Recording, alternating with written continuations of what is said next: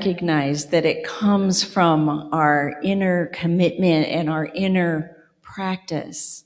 So to begin in a way that calls our soul home, to begin in a way that reminds us of our oneness with God, whether it be lighting a candle, hearing the sound of the gong, or knowing that we're about to enter a time of prayer.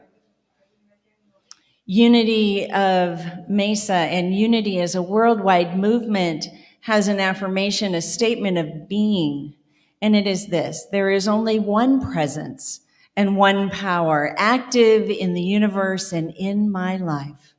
God, the good omnipotence.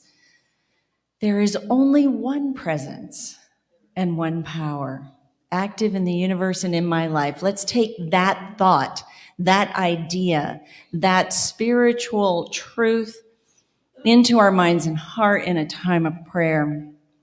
There is only one presence and one power, regardless of what we observe in the outer, regardless of what behaviors we see in other people. What we know is true is that within each and every one of us is that light, that expression that is the divine. And it is this one light that connects us all. Heart to heart, healing heart to healing heart, hurting heart to hurting heart.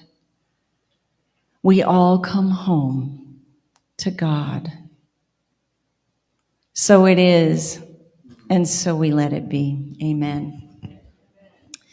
On the platform today, myself, Reverend Mindy Tucker, I'm co-minister here. Reverend Nikki Golden is giving the lesson. Kyle Larson is on the keyboards. Jackson Tyler is our vocalist. Karen Piper is our board member of the day. And there's you. This is the experience. And the most important part. And we have a few announcements for you. First one is on Tuesday begins a new class that has a new time, and this is important to know. It's going to be from 6 o'clock to 7:30, and it's going to be in the room that's, you can't see it, but it's there, so you have to have faith. And you enter from the outside. So if you are coming to the spiritually transformative experience and near-death experience class, you enter it from the north side of the building. And Kathy Cook, Lori Weber are very much looking forward to your curious mind and open heart. They are following a book called The Purpose of Life by David Sunfellow, which we have in our bookstore. And really, it's a series of stories. So it's about sharing our own story, if we have one, or hearing other people's stories and then maybe remembering that we have one. So it's going to be a great time of exploration. 5 Tuesdays starting this Tuesday at 6 p.m. Yes, so be there, be square. And then 2 ongoing activities that we want you to be aware of. We have Healing Energy Yoga every Friday at 6:15 in our annex on Fridays. And then on Saturdays in the morning at 10, we have Qigong. Both are incredible, low impact, super focused healing activities. They're amazing. They're absolutely amazing. So come to that too. We're going to invite you to stand as you are able. We are going to sing an opening song called I Am as God Created Me.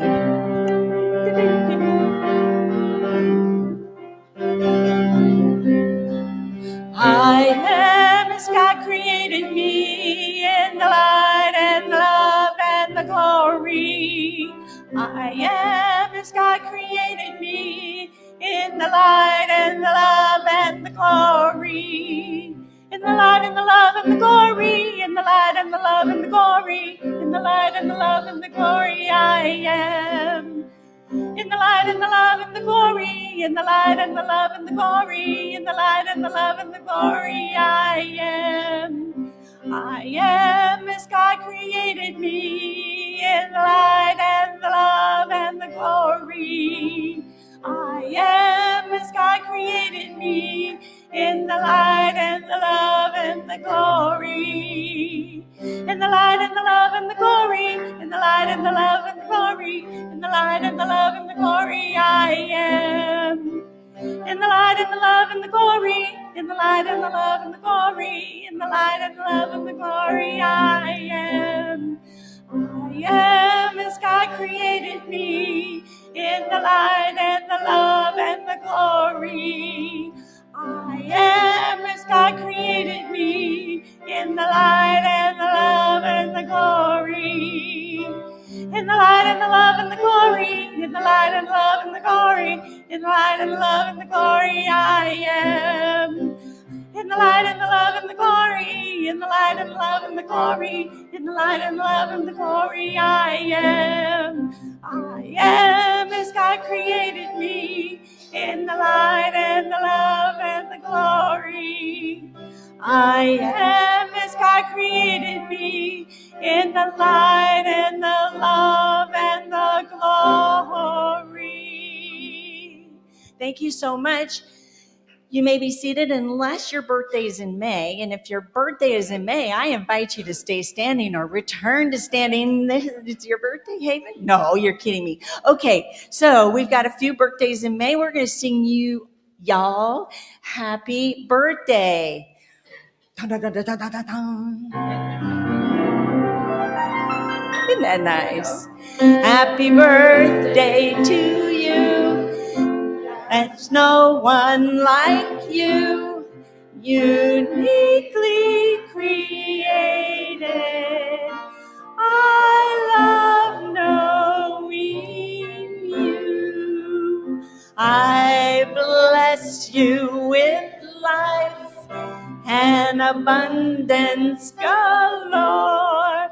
God bless you, my loved ones, and have many more. Happy birthday, happy birthday, happy birthday, happy birthday, happy birthday. It's your birthday. Stay standing for just one moment, if you will. I know. Down and up and down and up. I think we're in a different kind of church. Look at who these people are. Look at who these people are. Look around. And my invitation to you is to, during hospitality, go to one or two or three or all of them and bless them. You could ask them something to the effect of, what would make your heart sing this year? And invite them into knowing that that is going to unfold in their lives. Or you could just say, I'm going to give you the unity blessing one more time. Or you can just say, I want you to know that your presence here in this community and on this planet makes a difference, and I am so glad you're having another year here. Possibilities, you guys, but what a difference it makes to be blessed in that way. It builds community, but when you give a blessing, you also receive a blessing. So that's my invitation with a little bit of a challenge to you guys. All right, Julie Treglone, our Youth and Family Ministries Director. Oh, and Julian. I'm here with Julian, and look, somebody that's about as tall as me. This is wonderful. We won't put the spotlight on you anymore, Julian, except will you lead us in the affirmation, please? Okay, all right. I need some time because I've been, peace in the world begins with peace in my heart. Say it with me. Peace in the world begins with peace in my heart. Thank you very much. Thanks, Julian.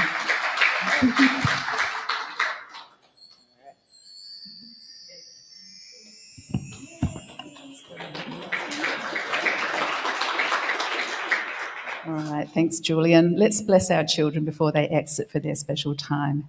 Children, we love you, we bless you, we appreciate you, and we behold the Christ you are.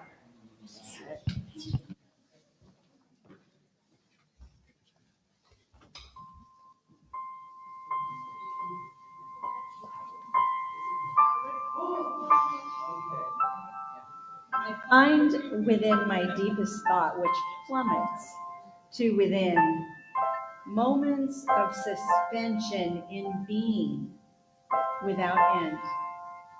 I live in reverie, knowing of feelings to be shared with few who have known love and fewer yet who have cared. Emotions, as in music, embrace progression for which to pass. But love, as in beauty, needs not time in which to last. For all there ever was and all there ever shall be is in the heart, mind, and soul of a child's needs laid bare to see. When moments pass and fade forever, how sadly we lament their loss, as they deny us of the present, and the future is the cost. For life is but an orbit that doth circle about the truth, whose seasons in its changing phases seek the light for which to soothe. Let me love all there is to know. Let me care for all that comes to be and live. Let me have all that I wish to keep, as it is the same I wish to give.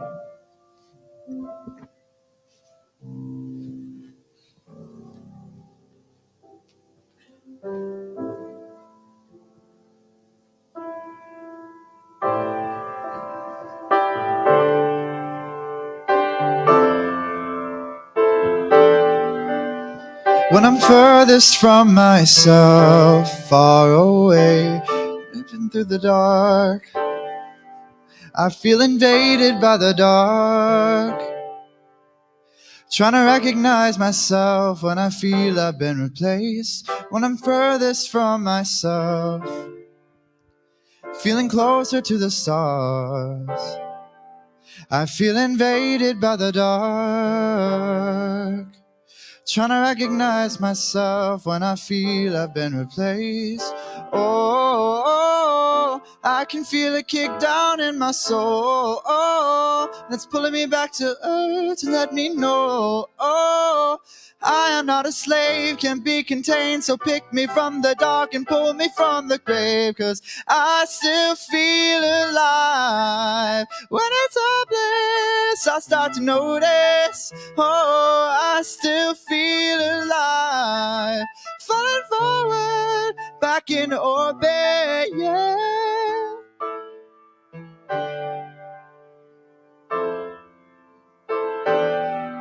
So when I lose my gravity in this sleepy womb, drifting as I dream, I'll wake up soon, realize the hand of life is reaching out to rid me of my pride. I call allegiance to myself. Oh, oh, I can feel a kick down in my soul. Oh, it's pulling me back to earth to let me know. Oh, I am not a slave, can't be contained. So pick me from the dark and pull me from the grave. 'Cause I still feel alive.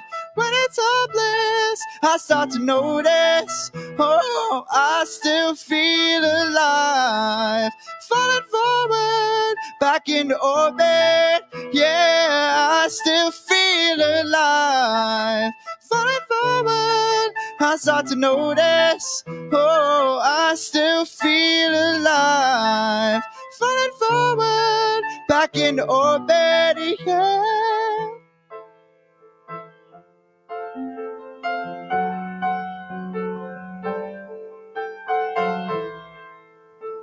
I can feel it kick down in my soul. and it's pulling me back to earth to let me know.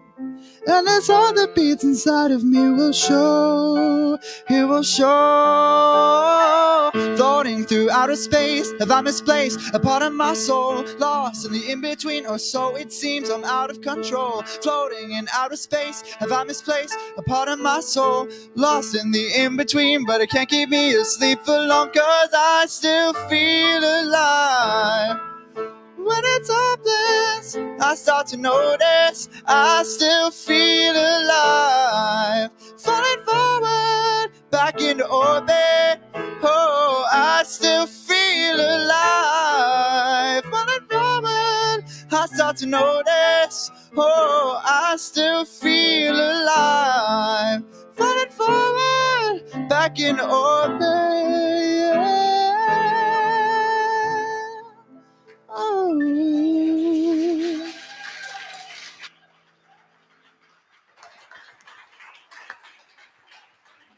Section Tyler and Kyle Larson. How can you hear that song and not feel more alive? I still feel alive. Say it. I still feel alive.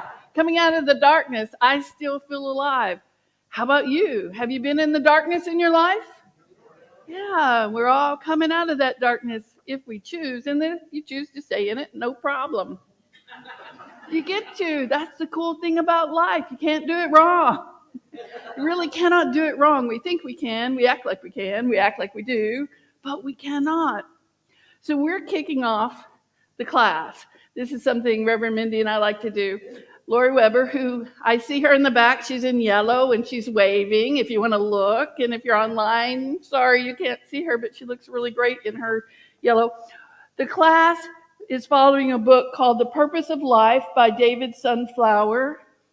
It's a really cool book, and it's a book full of near-death experiences.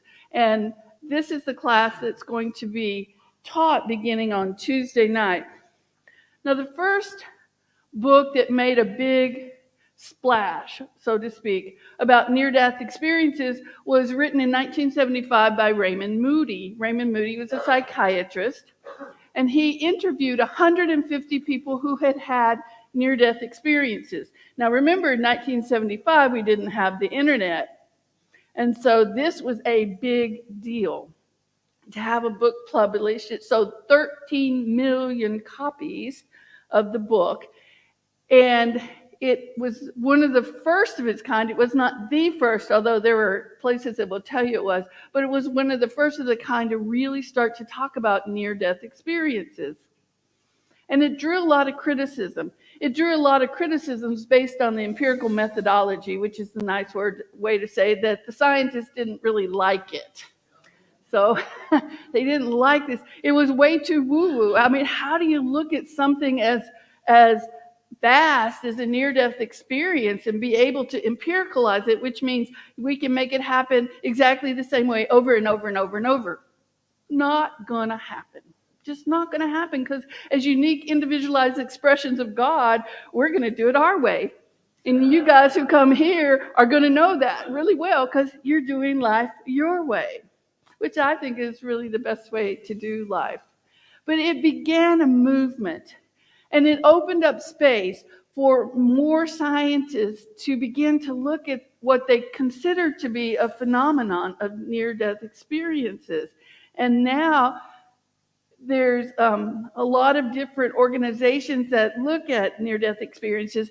The class on Tuesday night, as my understanding, is it's not going to be trying to scientifically validate it. So even though I've talked to you about science a little bit, but I'm a scientist, so I like to do that, it's not going to be about it. It's really going to be about understanding what is a near-death experience and what is the power behind it and what happens after one has a near-death experience and how do you come back changed and live in this world. And for some of the stories that I've read, it's difficult. It's difficult because people have had this experience of unconditional love, which most of us will talk about, but most of us who have not had that kind of near-death experience have not had that experience of unconditional love. It's beyond the scope of our awareness. And if something is not in our conscious perception, if it's not in our consciousness, it's very difficult to have the experience of it until our consciousness opens up. And part of what near-death experiences do is it begins to open up consciousness into a new plane, into a whole new spectrum that we haven't necessarily had the experience of. We can read about it, we can talk about it, but until you've had the experience, is my understanding, it's different. It kind of be like, let's read a bunch of books on how to play football, but let's not go out and practice. But let's read the books, and I can tell you all the theory, but I've never had the experience, so it's going to be different. Now, Raymond Moody, would you put the first slide up, Ben? Raymond Moody talks about these are some of the byproducts or the things that people say that they have experienced as they're coming back. A feeling of peace and well-being when they were in that near-death experience, and they bring that back with them. But it's so profound that it's hard to live in this world with that level of peace. So imagine a time in your life where you're feeling so peaceful and you're in bliss. Maybe you've been meditating, or maybe you've been to yoga, or maybe you've had some other experience, and you're feeling so peaceful, and you walk into Walmart. What does that feel like? Well, that's kind of what people report. I've had this experience, and now I'm trying to live in a world that's not having the experience with me, and it can be difficult. It can be an adjustment. There's a sense of being outside one's physical body.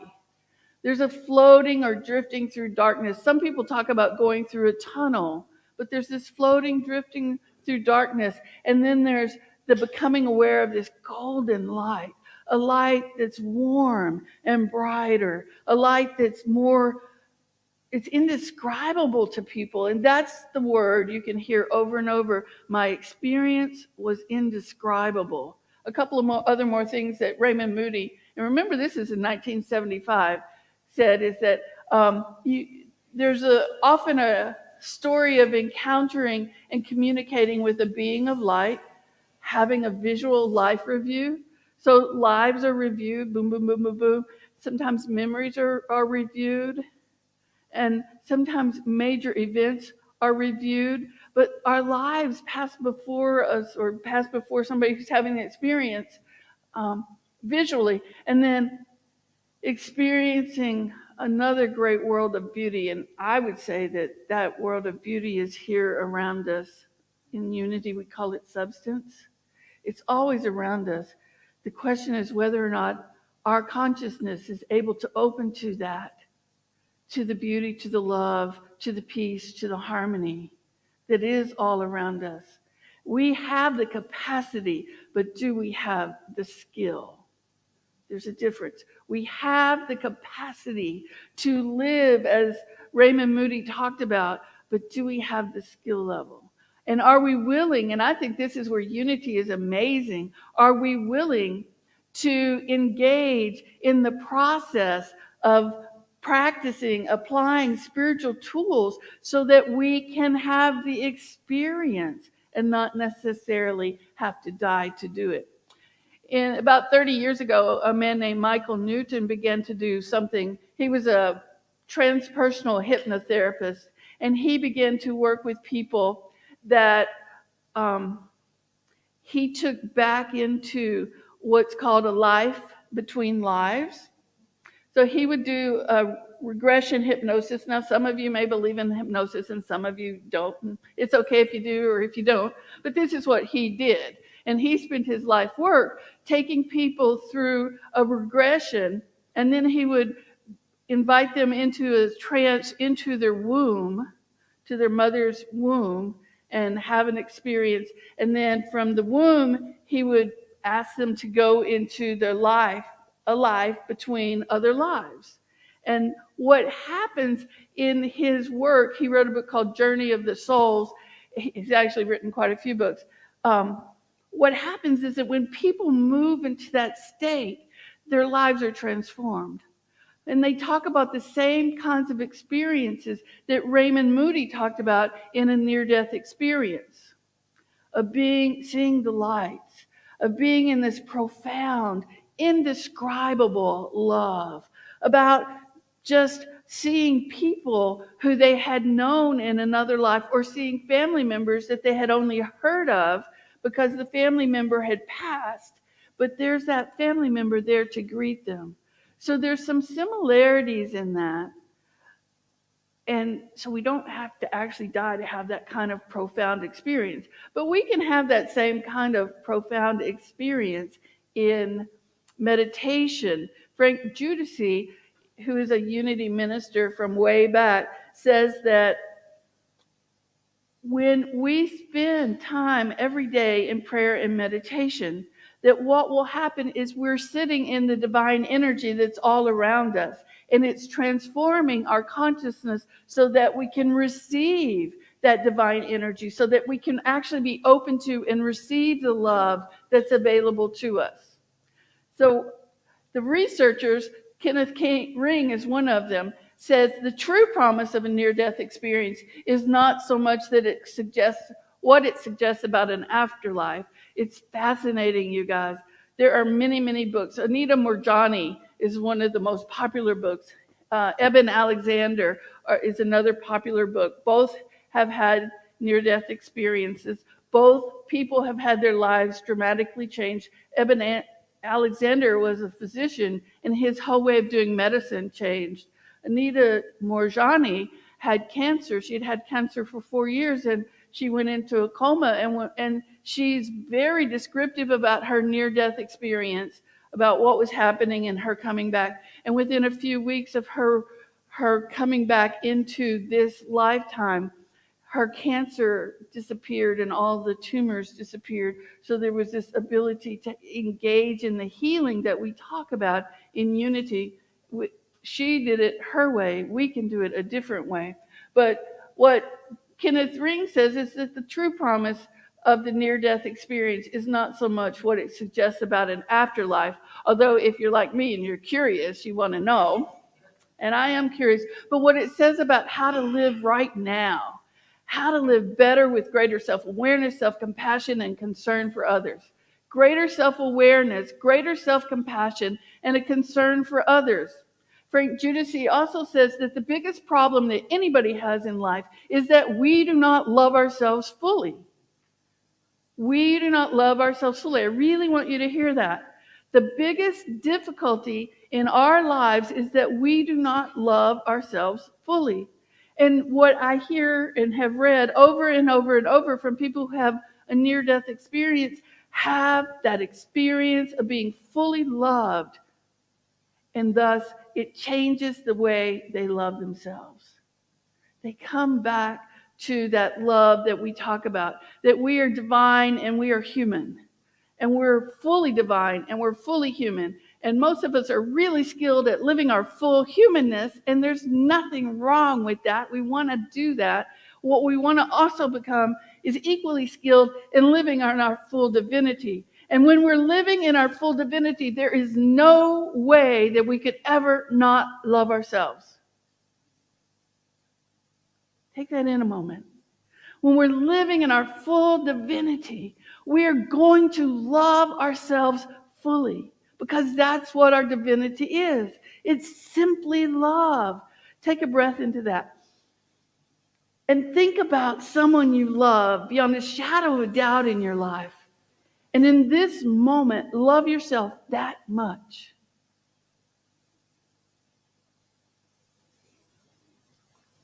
Love yourself that much. Can you do it? And even if you can only love yourself a quarter of that or a half of that, love yourself as much as you can right now where you are. Let yourself feel it. Notice and see if you can open your heart to yourself. It's so much easier, we find at times, to open our hearts to another person. But can you, in this moment, open your heart to yourself as fully as you can? And notice as you engage in that practice, does your monkey mind come in and start saying, yeah, but what about? And what about? And what about? And what about? And can you hear somebody else's voice say, well, you, and however they filled in after you, that wasn't you are love. I mean, it's different if it's, well, you are love. But you're going to feel it different than you are love. You are love. That's your nature. That's my nature. That's our nature.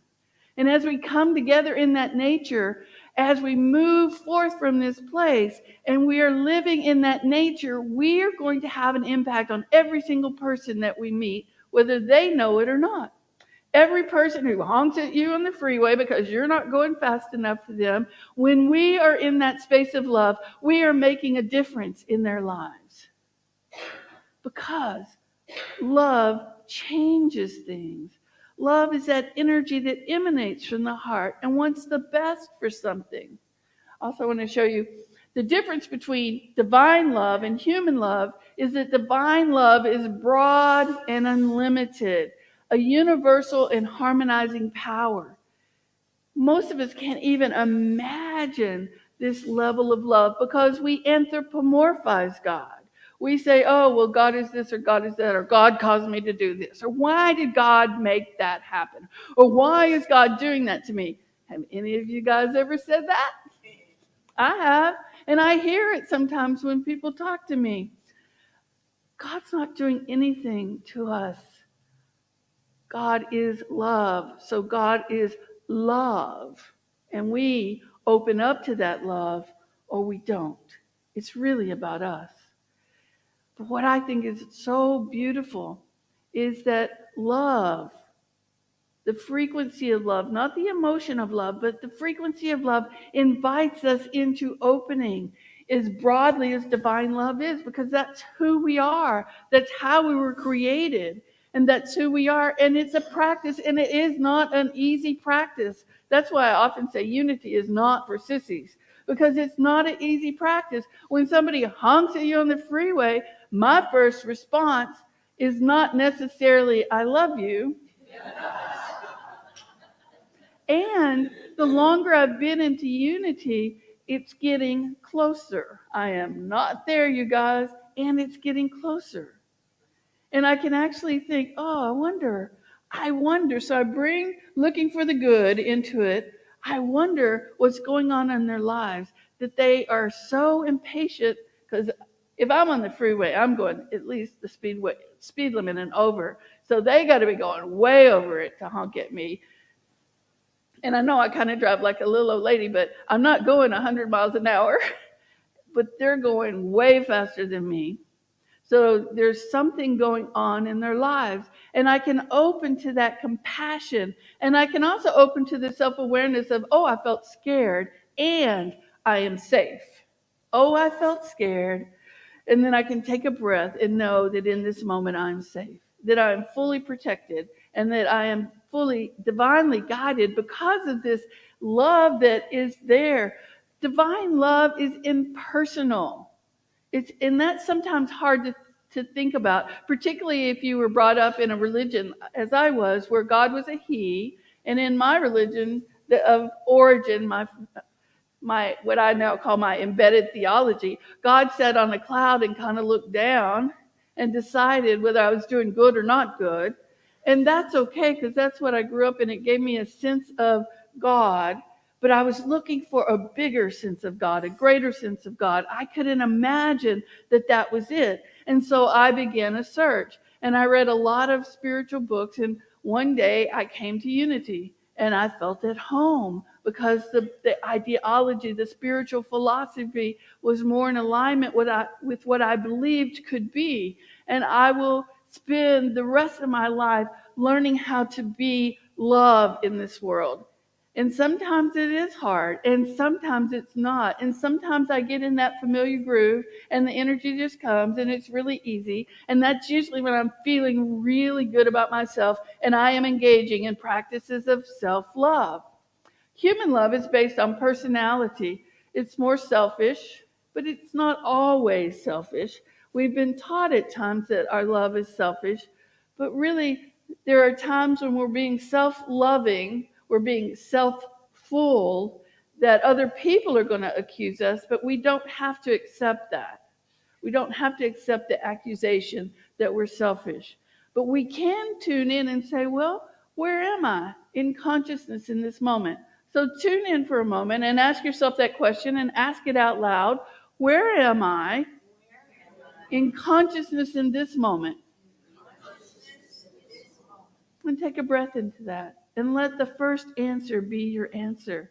And then once you have an awareness of that, you can choose. I can stay there. I can do something different. I get to choose. And I think that's one of the powerful basics of unity. We get to choose. So human love, sometimes it can be lawless. Sometimes it can be fickle. Like I'll say to you, I love French fries because I do. And it's very different than the frequency of love of making a conscious and clear decision to be loving no matter what's going on around me. So human love can be fickle, but divine love, which is what we are, seeks the good in all things. So think about a time in your life where you were feeling overwhelmed by something. Yeah, you were feeling overwhelmed by something. Was your first thought to bring love to that situation? Love, the harmonizer? And if you didn't, please don't feel guilty. Say, oh, look, I noticed something about myself today. And tomorrow, or later today, even when I feel overwhelmed, I can do something different. I can apply the spiritual tools that I'm learning. I can apply love in this situation. Imagine, let's use our power of imagination. Imagine a dropper for a moment that is filled with love. And you can take it out of your pocket because it's a dropper and it's in our imagination. It's not going to get our pockets wet. And we can take it, we can put it on our head, we can put it on our wrist, and we can add 3 drops of love. So take your dropper out of your pocket in this moment and add wherever you want to put it 3 drops of love. Boing, boing, boing. 3 drops of love. And then breathe into that. If you want, you can rub it in. You can do it however you want. But we have this capacity, this mental and imaginatory capacity to bring love forth in all moments. Are we willing to do it? That's who I want to be in this world. I want to be willing to, if I have to bring out my biggest, longest dropper that looks like a turkey baster and have those levels of drops, I'm going to do it. I'm going to do it. It may take me a little while. It may take a few reminders, and that's what spiritual community is great for, is those reminders. But when we begin to live like this, then we're engaging in that power of love. And we can create that same level of love here so that we don't have to go out and have a near-death experience. And if we do, that's still beautiful because it's going to be transformative. There's only a few accounts of people who have a near-death experience where they feel like they go into this void and they feel powerless and they feel angry and hurt and scared.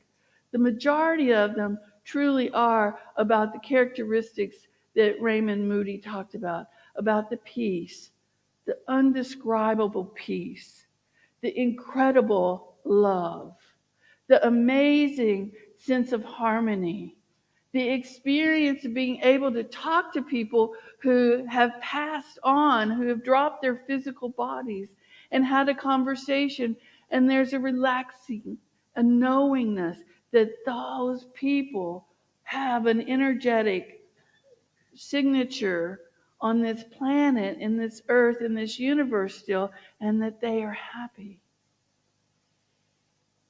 Imagine what life would be like if we had that level of relaxation, if we had and lived from that power of love in all moments.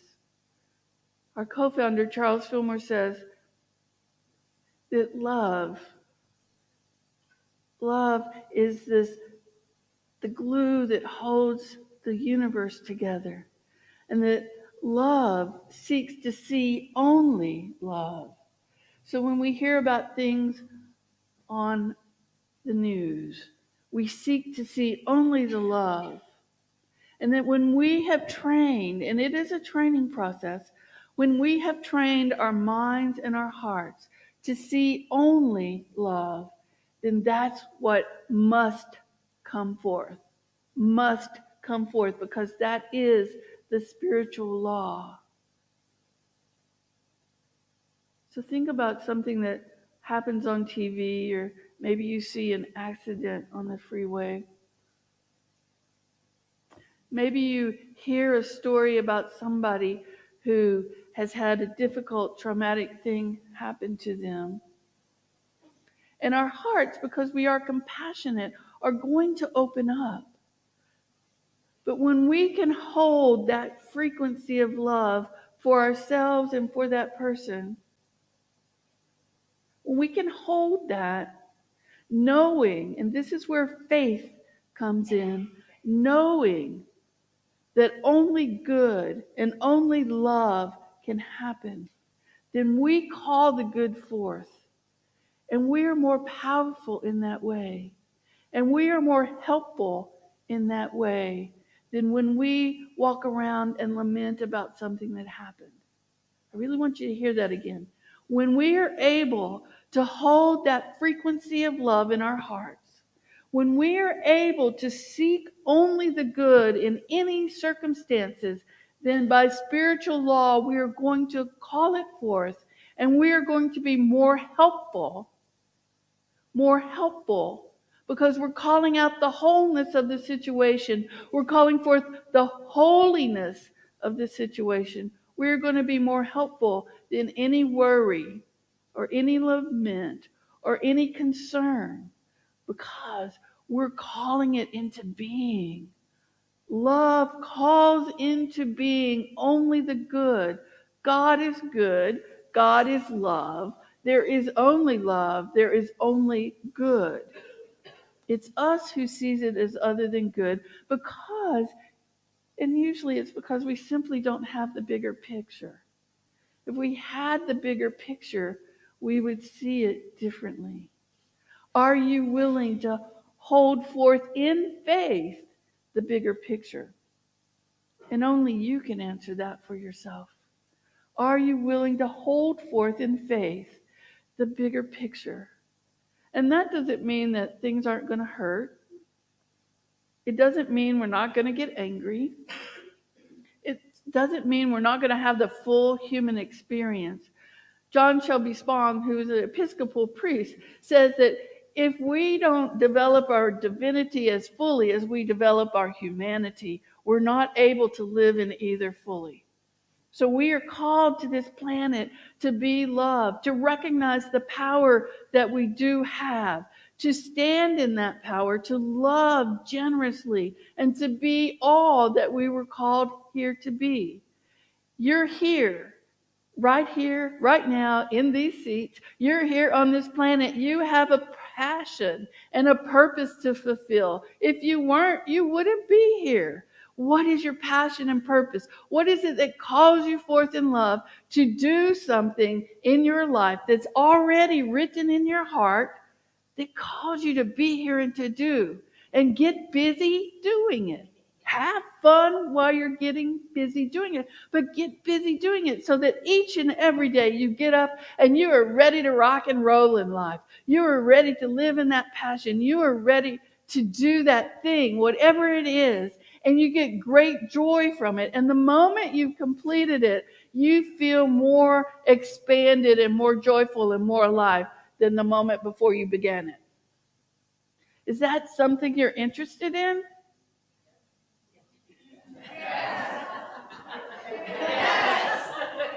I'm playing with you now. But is that something you're interested in? It is available and it is possible to you. It's available and it's possible to us. And our unity principles teach us how to do it. We just have to do it. That's our job. It's already available.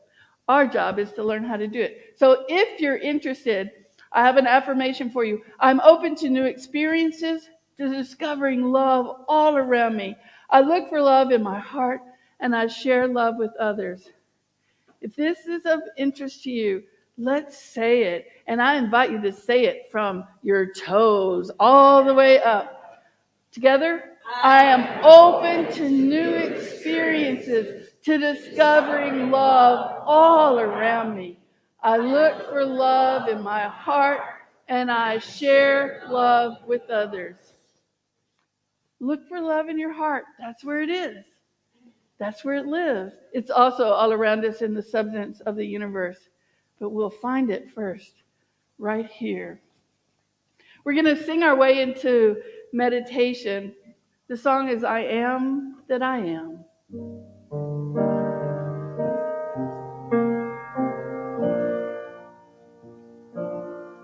I am that I am has sent me to this now moment. Here I am that I am has sent me to this now moment.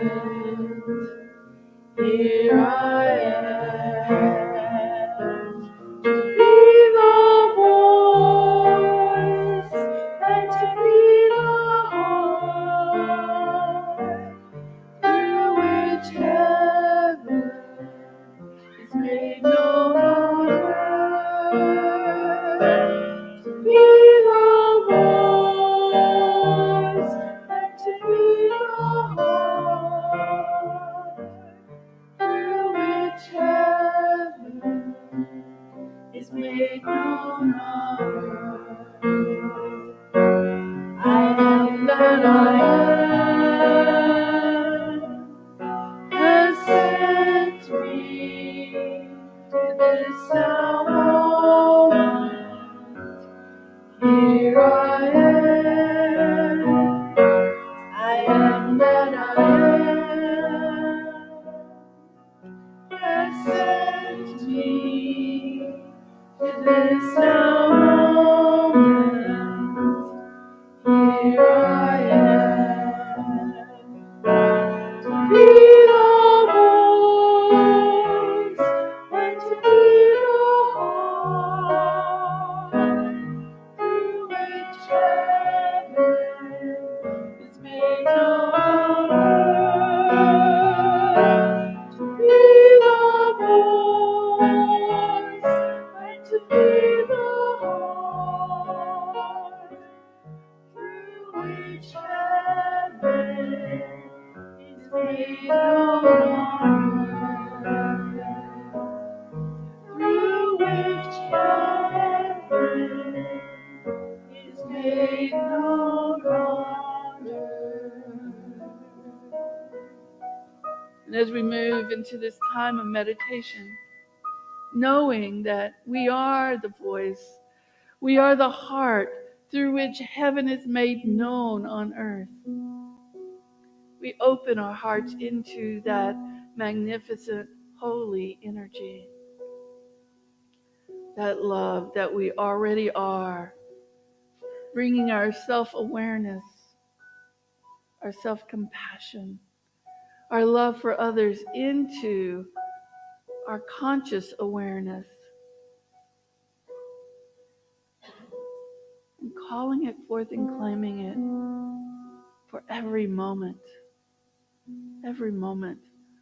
of our days, for allowing that divine energy, that substance, that frequency of love that is already around us to not only come forth from within, but to mingle with that which permeates us from outside of ourselves, infusing, harmonizing, creating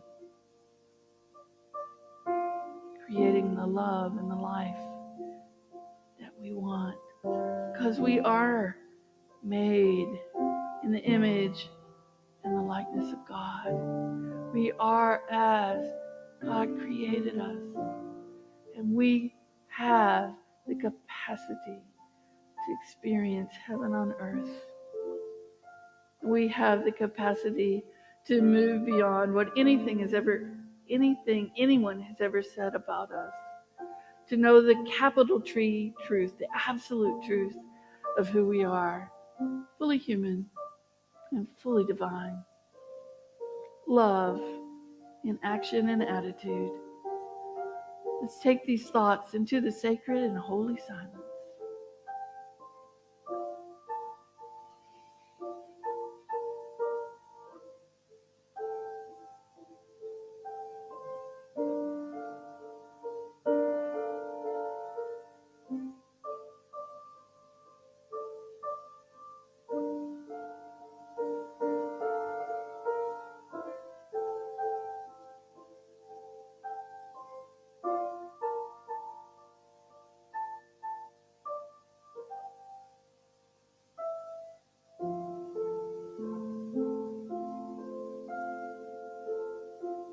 And as we begin to come back to this room, as you do so, take a deep breath, a breath that's a little bit deeper and a little bit fuller than what you've taken. And let it come down into your heart space and your solar plexus. And let, as you exhale, breathe it out through your heart and your solar plexus. So you're breathing in through the top of your head and out through your solar plexus.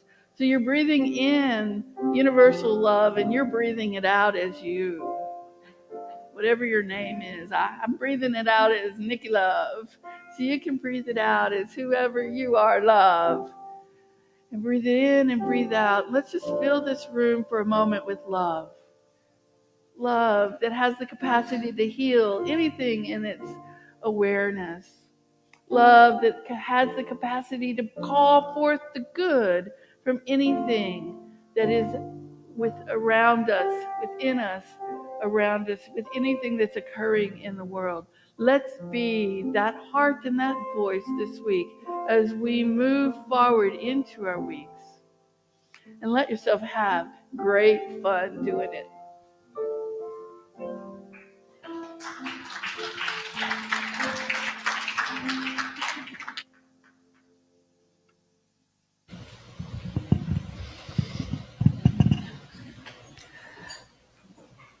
Good morning again. I'm back.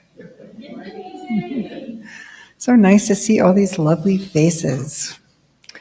So my job at the moment is to talk about how wonderfully generous everybody has been in this church. It's giving time, talent, and funds to kind of keep us going. So we have a number of ways to give. It's going to pop up. Online, and if you give online, we made these new little things that are in the back of the chairs. It says, love offering, I give electronically to the Unity of Mesa. We have envelopes that you can give. They will be collected shortly.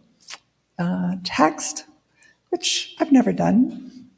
Mail, somebody's always picking up the mail. Or in person, which will go into the little baskets as they're being passed around. So I also wanted to thank everybody for coming. Pardon? Oh, okay. Everybody coming to the town hall last week because it gave us everybody a chance to understand where we are and how we're functioning and financially. So anyway, we'll say our blessing. Divine love flowing through me blesses and multiplies all that I have, all that I give, and all that I receive, and so it is. Great. Thanks to the givers and the gifts.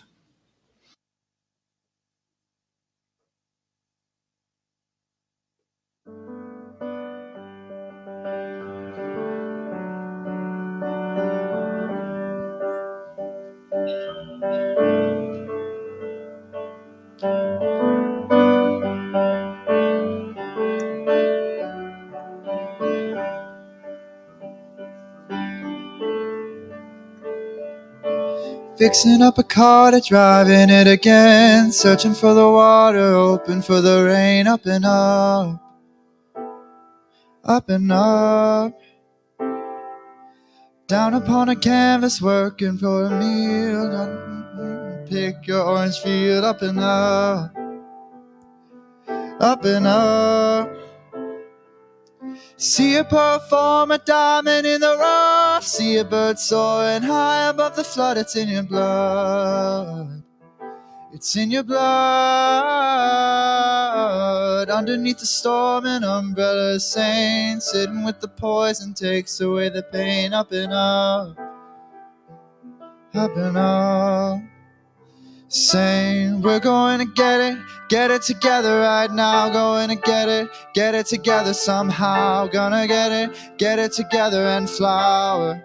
Oh, we're gonna get it together. I know we're gonna get it together and flow. Gonna get it together and go up and up and up.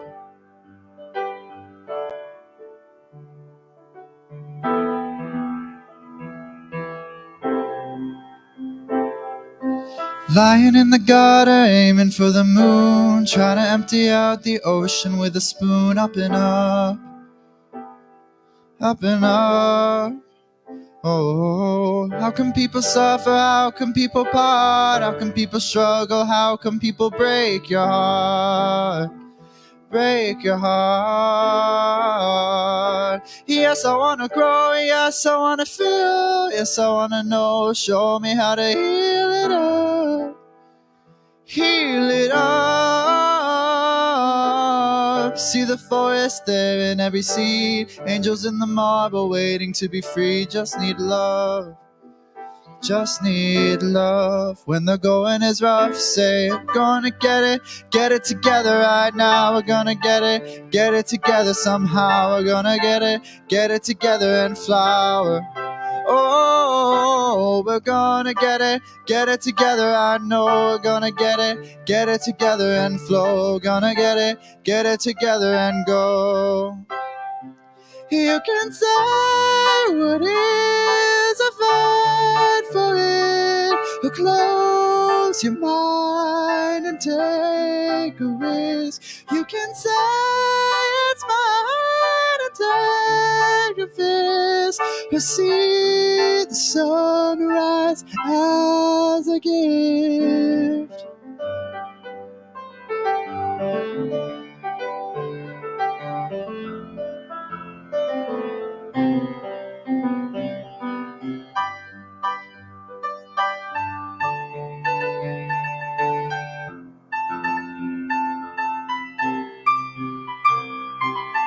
We're gonna get it together somehow. Gonna get it together somehow. Gonna get it together and flower.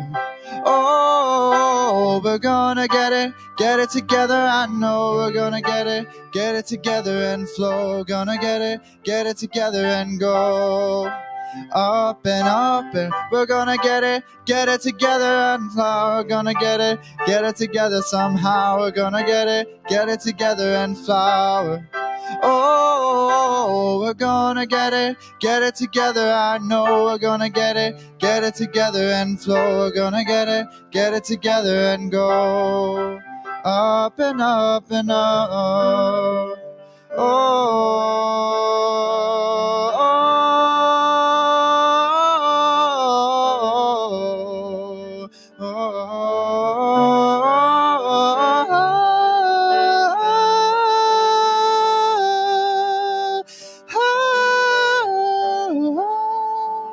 It's fixing up a car to driving it again. When you're in pain, when you think you've had enough. Don't ever give up. Oh, don't ever give up. Don't ever give up. Believe in love.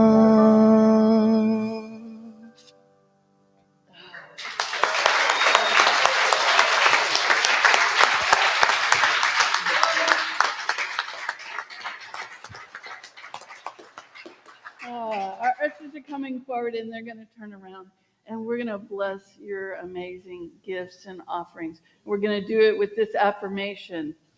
We are one with the opulence of God. We are now in the flow of infinite abundance, and we give thanks for the prosperity that is ours by divine right.